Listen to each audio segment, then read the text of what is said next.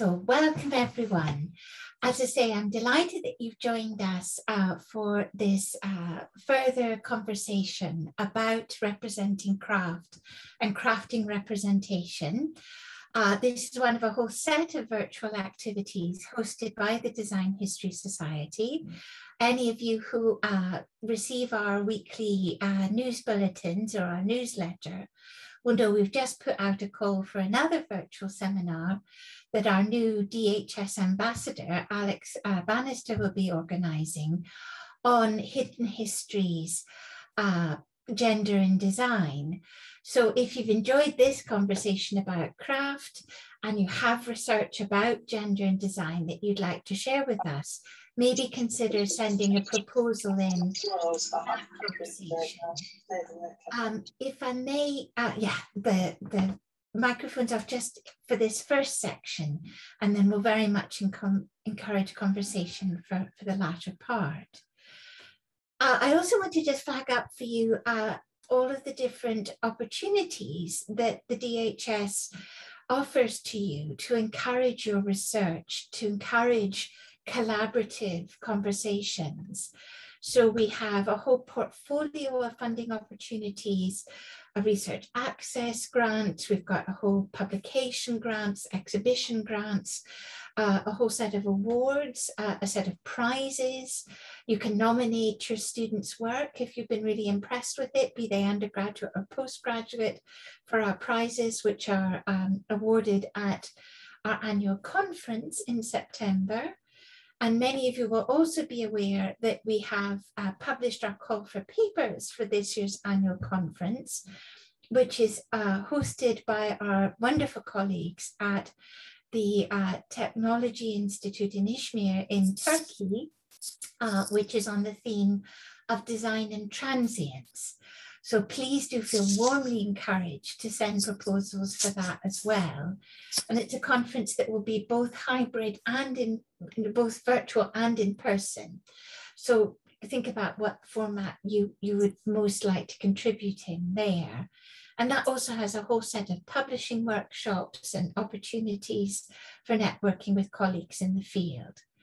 So having told you about all the wonders of the Design History Society, let me welcome you to tonight's particular conversation, which we've themed around this idea of disarming craft.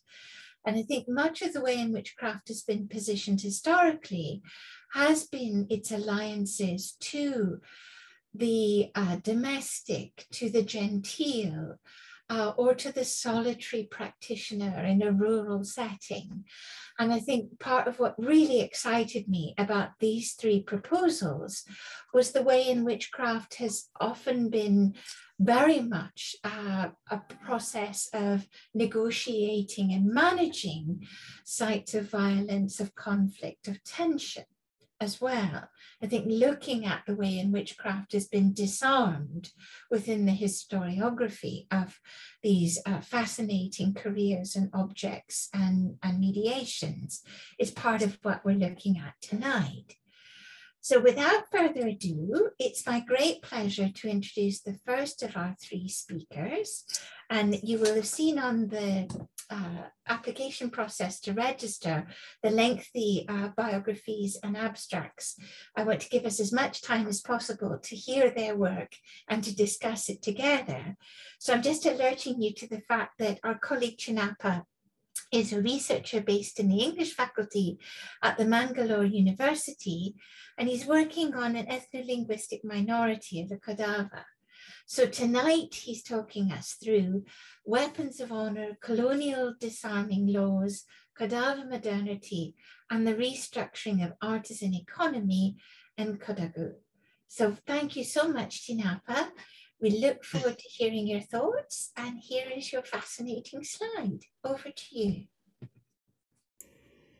Thank you so much, Claire. I'll get right into the presentation. The princely province of Kodagu, anglicized Coorg, was annexed by the British East India Company in the year 1834, bringing an end to the rule of the Haleri kings established in the 17th century. From 1834 until 1947, the Coorg province was administered by the British East India Company and later the British India government. During this period, reforms and laws were introduced into the erstwhile socio-political systems, bringing it within the colonial matrix.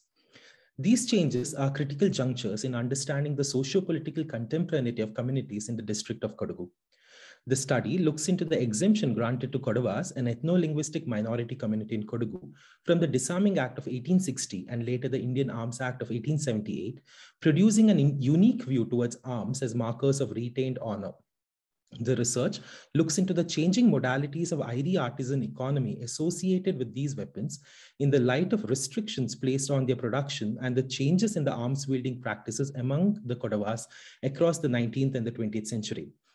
Through a careful study of arms, photographs, and interviews with Airi and Kodava respondents, the paper tries to critically look at changing usage and design of arms in connection with the colonial sartorial standards of the native gentry.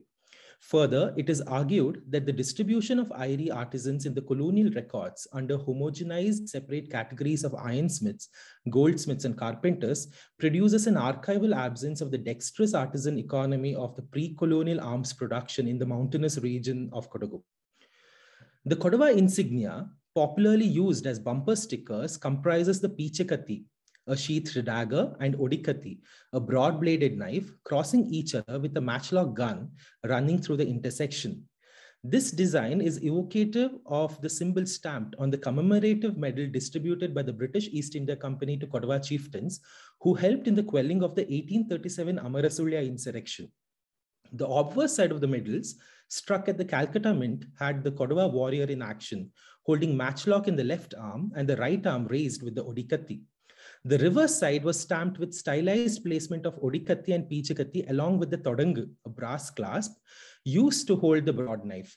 This becomes one of the earliest instances of the construction of an essential Kodava identity attributed with arms and martial spirit.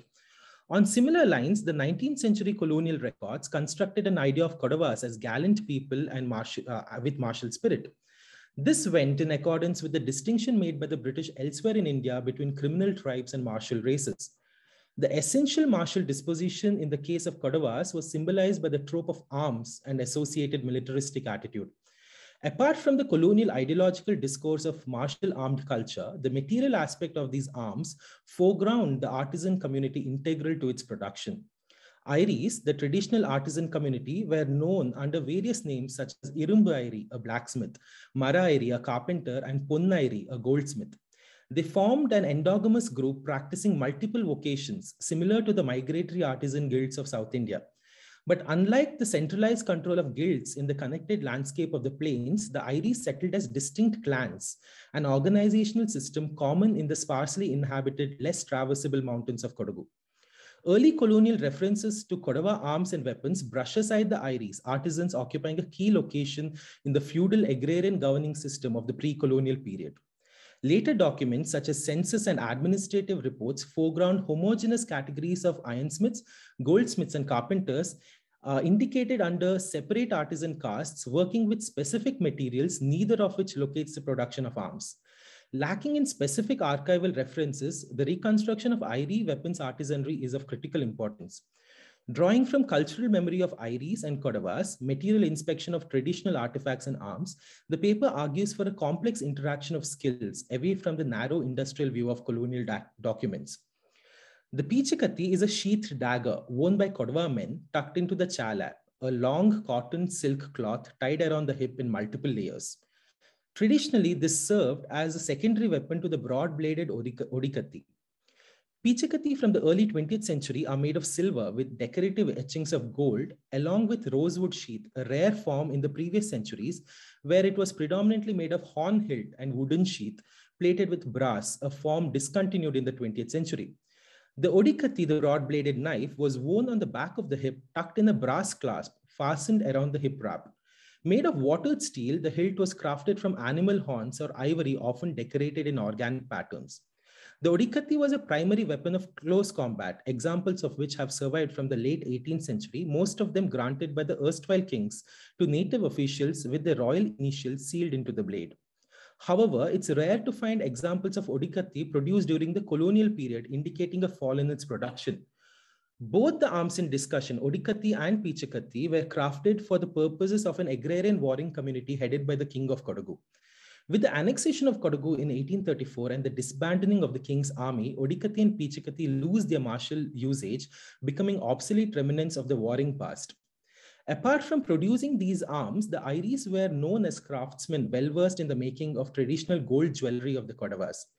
The materials and techniques used for the production of Pichikatti, Odikatti, and jewelry reflect a complex set of skills in transaction and having commonalities with work attributed to goldsmiths, blacksmiths, and carpenters in general.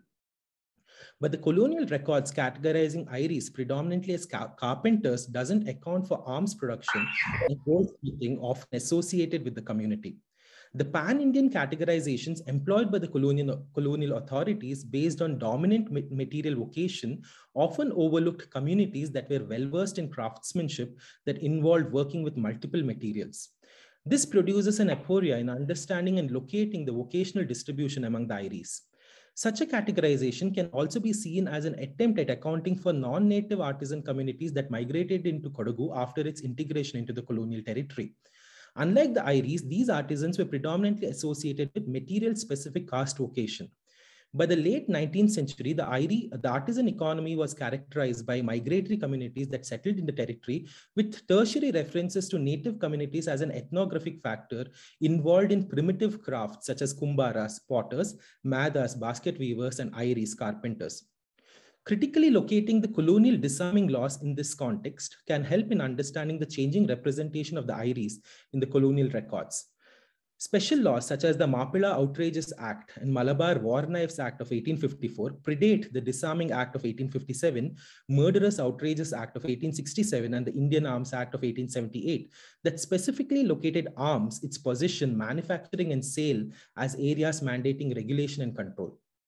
The design of these weapons was specifically cited as capable of offense and hence legally bound to be banned from wielding in private and public capacity. The Malabar War Knives Act of 1854 was specifically drafted in relation to Aidakatti, a weapon associated with the Mappila community. The disarming law imposed during the mutiny of 1857 continued a similar tone, instating procedures to issue licenses, and any unlicensed individual found possessing, manufacturing, selling, or concealing arms and ammunition would be tried and punished accordingly. These clauses of disarmament would develop into the Indian Arms Act of 1878. In the year 1834 and 1857, the Kodava chieftains were instrumental in quelling insurrection in the province of Kannada and Mysore, respectively. The exemption from the disarming law was granted in recognition of the continued support and loyalty to the company during the mutiny of 1857 to persons Kodava by race, and later extended to include native farmers who held the inalienable Jamma land. Though allowed to possess arms, the exemption did not extend to their production, hence argued here to have the effect of disarmament in the case of traditional weapons. The application of exemption to firearms has a precedent across the 19th and the 20th century, but its position on other weapons and arms seems ambiguous. In the absence of colonial records on the production of arms, ascertaining the legal status of Odikatti and Pichikatti needs further archival study in the colonial police records of inspection, registering, and licensing of weapons. The production of Odikatti in Kodagu would have been a point of concern given its similarity to the banned Aidakatti from the neighboring Malabar. Further, the colonial study of Indian and Oriental weapons catalogue both these weapons from Malabar and Kodagu as Aidakatti. This creates a discrepancy in locating the Odikatti either as an exempted arm within Kodagu or as a banned Aidakatti under the Malabar War Knives Act of 1854. The disarming laws regulated ironsmithing, having an impact on artisan communities associated with arms production across India.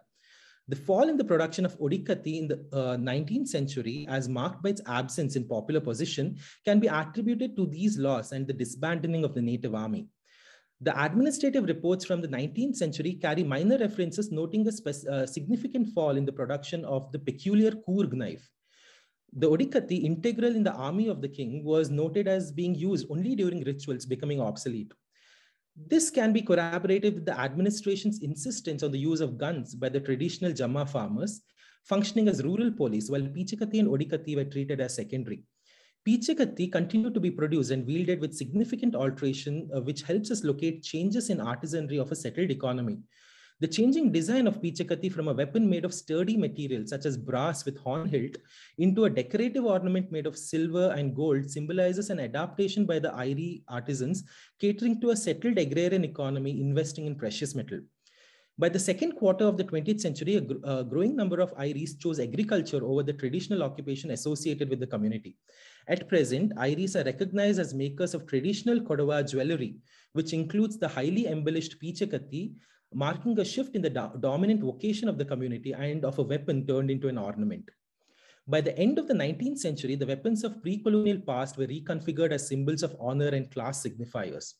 The social transformation of the late 19th and the 20th century is evident in the changing design of pichakati. During the research, it was noted that the pichakati from the 20th century were smaller and were more embellished, commonly attached with a silver chain and a manicuring set composed of a tweezer, a ear cleaner, toothpick, and a nail file and a flat blade to smear lime while eating betel nut and leaf.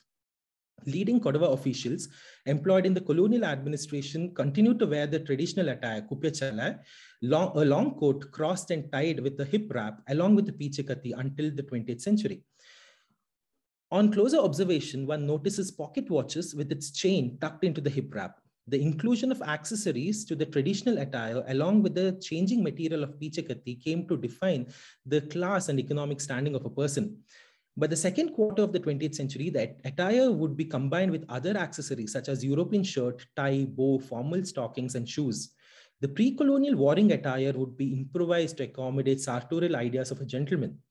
The pichakati was retained amidst these changes, symbolizing the idea of a martial race alongside sartorial re-envisioning of the attire to match colonial standards of the gentry. The transformation of weapon into decorative ornament and at present a visual symbol of the Kodava community in the form of bumper stickers becomes an instance of identity assertion and representation of a certain communitarian self, a marker of modernity. Conceived in the wake of colonial administrative restructuring, it indicates a complex relationship with our artisan community involved in the production of these arms. The Kodava martial identity in this case becomes a symbolic relationship with arms, placed within the complex wave of changes initiated by colonial administrative modalities impacting the artisan economy of Airis. Thank you. Brilliant. Thank you so much, Tinapa. That's wonderful. And we've promised that we will do each of the presentations and then have a collective discussion.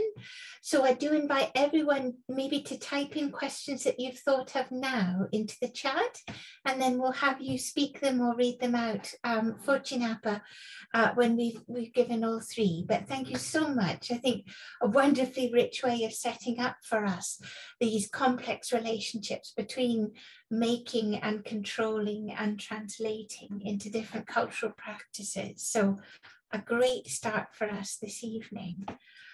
So many thanks, Tinapa. Our second speaker joins us from the Massachusetts Institute of Technology, a doctoral candidate working on a project entitled Making Slavery. So we're thrilled to have another colleague shifting our geopolitical location to the context of New Orleans and the Deep South in the 1930s, but I think connecting in provocative ways with these sort of complex dynamics between the ornamental and the brutal. So his topic tonight is exploring, or their topic tonight rather, is exploring representing enslaved labor in the American Index of Design. So many thanks, Hampton, for sharing your research with us. I'll just pop up your slide. Thank you so much. So I'll begin by acknowledging that I work at a land-grant university situated on the unceded territory of many indigenous groups, the stewards of this land from time immemorial. Wampanoag, Massachusetts, Nipmuc, may all receive respect, honor, and inclusion in our commitment to the work of repair and restoration. So I'll get started. Sometime in the 1930s, amidst a growing fervor to document an American colonial past, artist Al Curry captured the design work of New Orleans in stunning detail for the American Index of Design, a government-sponsored work relief program executed between 1935 and 1942 by approximately 400 artists who completed 18,257 watercolor renderings of American folk and decorative arts. Of the 85 New Orleans works that Curry documented for the American Index Design, over half illustrate objects made entirely of iron. Pages upon pages of curlicued symmetrical forms depict the wrought balconies, gates, and iron lace now central to the urban fabric of New Orleans. Each object is indexed as a standalone work upon a white background, flattened and abstracted like a botanical illustration. Curry's images, like many of the objects documented by the index, largely avoid attribution to the object depicted, author or date. Viewers are ultimately left wondering when these objects were made, how they were made, and who made them. As Curry made his representations, however, the wrought iron of New Orleans became a particularly charged ground for attribution. In 1930, the New York Times published an article called "Negro's Art Lives in His Wrought Iron," alleging, quote, "the famous old wrought iron of New Orleans was the first Afro-American art." A decade later, ironwork's centrality to the formation of an African-American art history was redoubled by art historian Alain Locke, who noted that, quote, "the most tracing of any considerable school has been in connection with the famous Black blacksmiths of New Orleans, who furnished the hand-wrought iron grails that ornamented the balconies and step balustrades of the most pretentious homes." James Porter, writing 3 years after Locke, would similarly state, quote, "we can assume the local slave artisans were responsible for the greater portion of this art which enriches American treasures." For these early historians of African-American art, the decorative wrought iron of New Orleans, created mostly between late 18th, early 19th century, offered an origin point for acknowledging both the beginning and the presence of such a history. To them, attribution mattered more than ever. Despite these early acknowledgements by African-American art historians, this framing of early Black artisanry has largely eluded the institutionalization of what today we might call an African-American art history. Ironwork's industrial nature, and as Curry's portfolio attests, status as an object of design has long dogged its critical reception. The general perception of all ironwork has also been shadowed by cast iron's disrepute. Critics like John Ruskin declared cast ironwork, quote, "significative of evil," as it failed to retain any influence of the subtlest touch of the human hand. Second, the ambiguous nature of wrought iron, its occupation of an ineffable space between image, architecture, ornament, and industrial tool makes it difficult to characterize.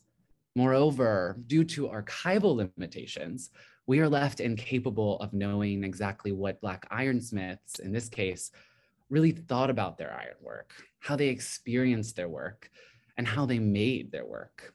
Even the very small amount of research that has been done on New Orleans ironworkers has stopped short at addressing the manifold possibilities wrought iron formally and materially offered their makers. Acknowledging that Curry's images likely depict the work of Black ironworkers, I want to suggest these representations that you see on the screen alert us to the manifold problems and possibilities wrought ironwork provided Black craftspeople, free, enslaved, and indentured, but all kind of living in states of unfreedom during this period throughout the 19th century. I want to suggest that the hybridity, anonymity, and oscillatory formal effects that have tended to make wrought iron invisible to art historical discourse, at least, are precisely the qualities that were generative to its Black makers. Curry's 20th century images of 19th century wrought objects guide us to questions about how the material and visual nature of wrought iron might guide new critical thinking about the political and social circumstances of its makers. If one sees wrought ironwork as an arena for exploring metamorphosis and mutability of material knowledges inherited from European, Caribbean, and African sources, then wrought iron and its Black makers become all the more historically complex. In other words, through ironwork, enslaved, fugitive, marooned, and free Black craftspeople engaged in the intellectual work of regenerating old and new ways of knowing and claiming the world around them, capitalizing on iron's material and formal metamorphic properties for transforming their worlds. Yet, Curry's material ecology of wrought iron goods directly reckons with the fact that iron served as a medium for enforcing and even fueling enslavement. Ever since Pliny the Elder describes iron's capacity to rust as a penalty from the benevolence of nature for, quote, making nothing in the world more mortal than that which is most hostile to mortality, the material iron has been used as a protein substance for violently distributing racial capital across modernity. Indeed, as much as the material of iron could potentially provide a space of artistic ingenuity for Black craftspeople, it was also a material associated with violence and enclosure. In the same workshops where ornamental balconies and grills were made, so too were the tools of bondage forged. Imagining a Black blacksmith tasked with making a tool of oppression should likewise give us pause. Doubly so as we notice the curves of slave collar bear a formal resemblance to the decorative gate, as you see on the slide. It is perhaps this predicament surrounding ironwork, its potential to be both a decorative, useful, and violent medium for the restraint of Black individuals that led Toni Morrison in her 2004 novel, Beloved, to describe protagonist Sethi's scars from her enslavement, quote, like the decorative work of an ironsmith too passionate for display. Examined from this perspective, we quickly confront the illogic constantly faced by Black ironsmiths. On one hand, we can acknowledge that their work might profess skill and the joy of making, but on the other, we need to acknowledge that their work illustrates the excruciating challenge to be forced to craft objects made to further enslave and dispossess under racial capitalism. I therefore want to proceed with caution in assigning artistic agency or will within the harsh realities of slavery. Most, if not all, enslaved craftspeople were coerced or violently forced to acquire and display skill under the violent conditions of their servitude. As contemporary artist Howardina Pendell put it succinctly in the 1960s, quote, I find it difficult to imagine any group of people having the positive motivation to create under the conditions of slavery. Rather than potentially glorify or even fetishize the small acts of enslaved resistance or artisanry, we must heed Walter Johnson's call for scholars to, quote, understand enslaved people's actions and ideas within the material conditions of their enslavement. Yet, we must also give these objects enslaved people made power in shaping our histories of design. Tiffany Lethabo's King's words are crucial here. As she has compellingly argued, while acknowledging enslaved labor is important, when it is used as the exclusive governing analytic in the scholarship on particularly US slavery and US settler colonialism, it tends to dictate how Black bodies on plantation, and I would argue urban landscapes, are viewed and perceived. It is particularly challenging to reorient practices of looking in ways that can also facilitate viewing Blackness as something other than labor.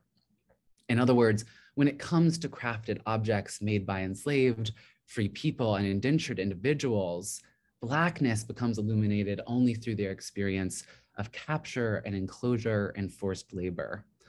Without negating the important work of recovery and acknowledging ironwork's essential role in enslavement, we must refer to the experience of making under enslavement as not conditional, but rather a predicament, in which enslaved Africans and their descendants never ceased to pursue a politics of belonging accounting, and regeneration, and as the cross displayed here suggests, a ritualistic practice of memory work.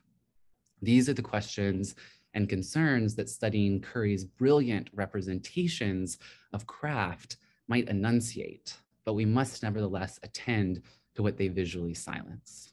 Thank you. Oh, tremendous. Thank you so much, Hampton. I think a very evocative set of connections and distinctions there with the two presentations. And I think very thoughtfully theorized the complexities of agency there.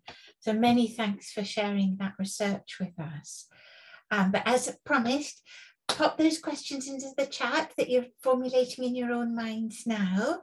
And while we move on to our third respected speaker, we'll shift our geography to exploring the creative imaginary and the representation of craft practices within Chile. It's my great pleasure to welcome Daniela Salgado Cofre to speak with us tonight. A wonderfully three-dimensional set of agencies here. She's an industrial designer as well as an assistant professor at the School of Architecture and Design at the Pontificia Universidad Católica in Valparaíso in Chile.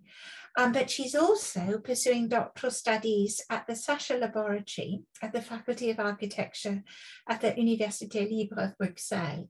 So I'm delighted that we're not having to manage the time difference from Chile, but also wonderful to have that transnational perspective on this topic area. So Daniela tonight will be speaking to us about Gemma Chile's political imaginaries in artesanías.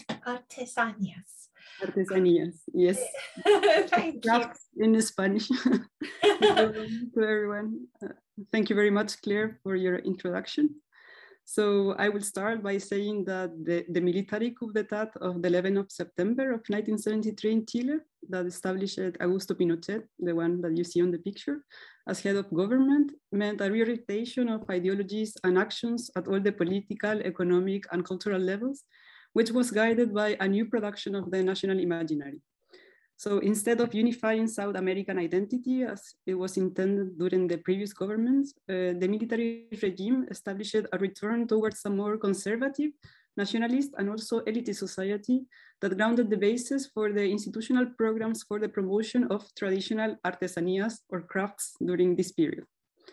The folkloric culture based on the pillars of tradition and heritage achieved growing prominence in Chile after the 40s, but the changes in official governmental policies after 1973 led to seeing the folkloric expressions as static, nationalist, and also reductionist. At the same time, there was a growing concern about the country's economic development, which required an increase on the profits of the rural work to reduce poverty in these areas. In this line, artesanías appeared as a potential contribution for targeting the production of the home industries and informal work that were usually associated with women. Therefore, during a period of 17 years, SEMA Chile, this organization, under its objective of, quoting, achieving the integral development of the Chilean woman, became the central institution for promoting and supporting the production of crafts, while setting a specific vision of typicity and national identity backed by the military government. SEMA Chile was a state organism that unified different centros de madre, that is to say mother centers of the country, like small associations formed by women. And these centers were created early during the 30s, and they were formally unified as SEMA, as an organization, in 1952. During the dictatorship, SEMA Chile was directed by the First Lady, that you can also see on the picture next to Pinochet, Lucía Iriart. And the foundation somehow became a tool for political promotion, since many of the supporters of the military regime, mostly the military wives, took part on the foundation. In this context, SEMA Chile contributed to portray a favorable image of Pinochet's dedication to the welfare of Chilean families, notably women, while promoting the ideologies of the military regime through nationalist and authoritarian discourses. One of the instruments for the dissemination of the values among the Chilean women was the SEMA Chile magazine, published and circulating among the mother centers since 1977.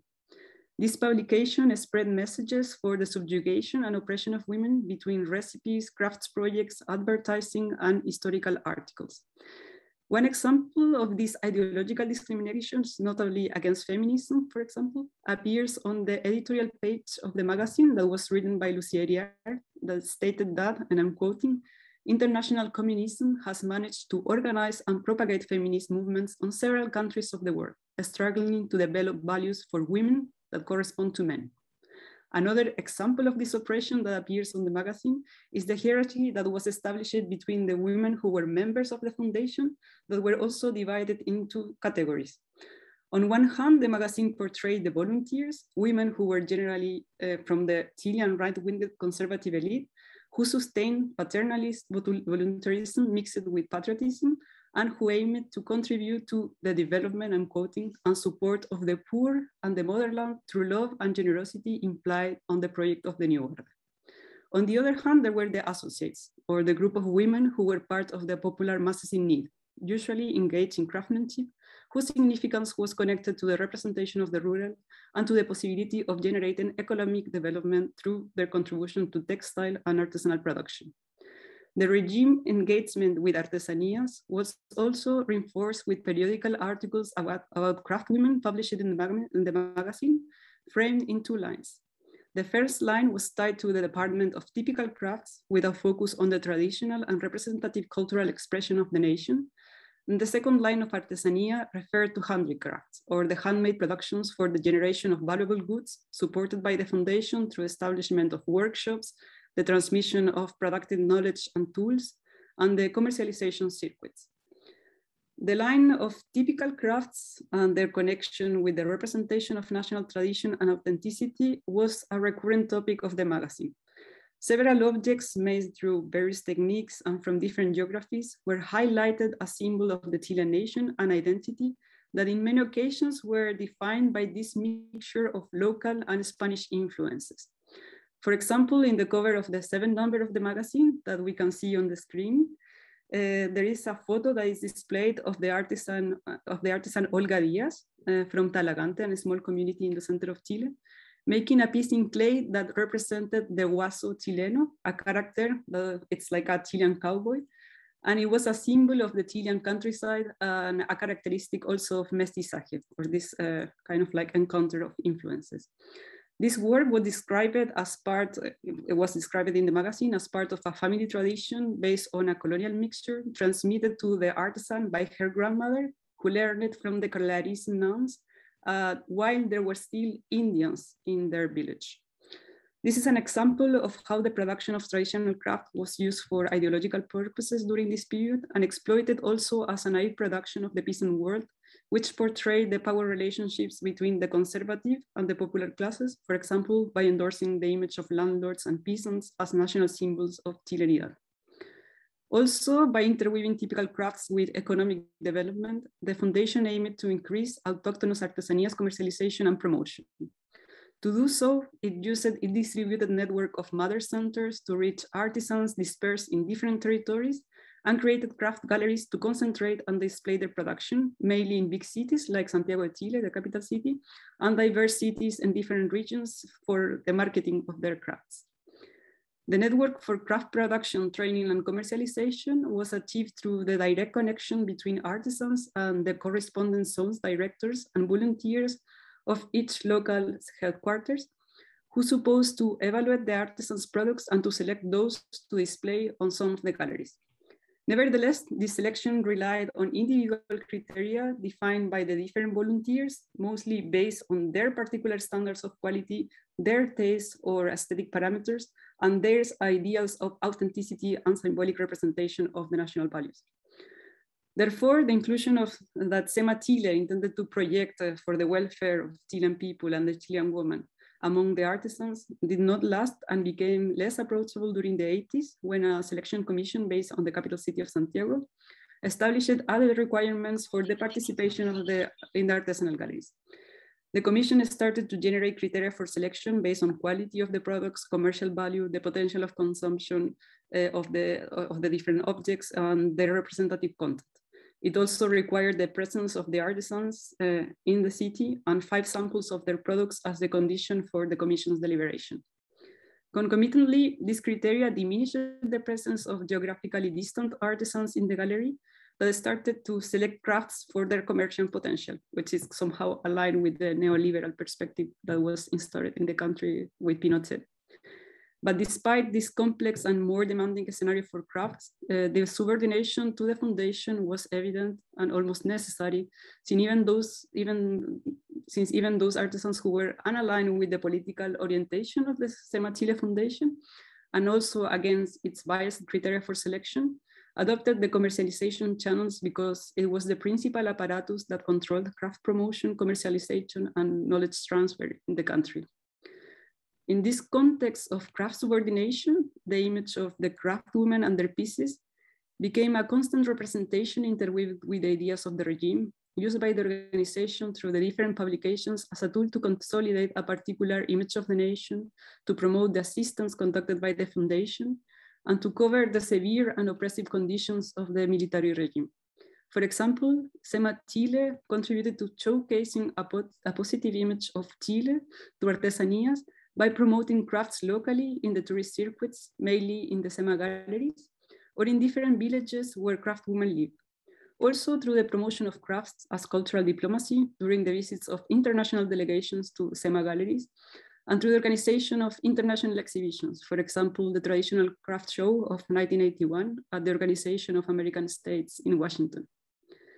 In the actions performed by SEMA Chile during this period, it's possible to distinguish the pillars of a sustained selective policy for craft development, supposedly grounded on the quality and authenticity of the artisanal products that privilege those features representative of the nation that were aligned with the military regime. At the same time, these criteria and the mechanism used for the promotion of artesanías by SEMA Chile as tradition and this sort of paternalistic voluntarism reproduced hierarchies and power relations to define the national craft heritage. To some extent, these criteria will be imprinted on the forthcoming policies of artesanía and permeate the following patterns of exclusion conducted by private and public programs when assessing the protection and commercialization of traditional crafts and or artesanías in the country until today. So thank you very much for listening.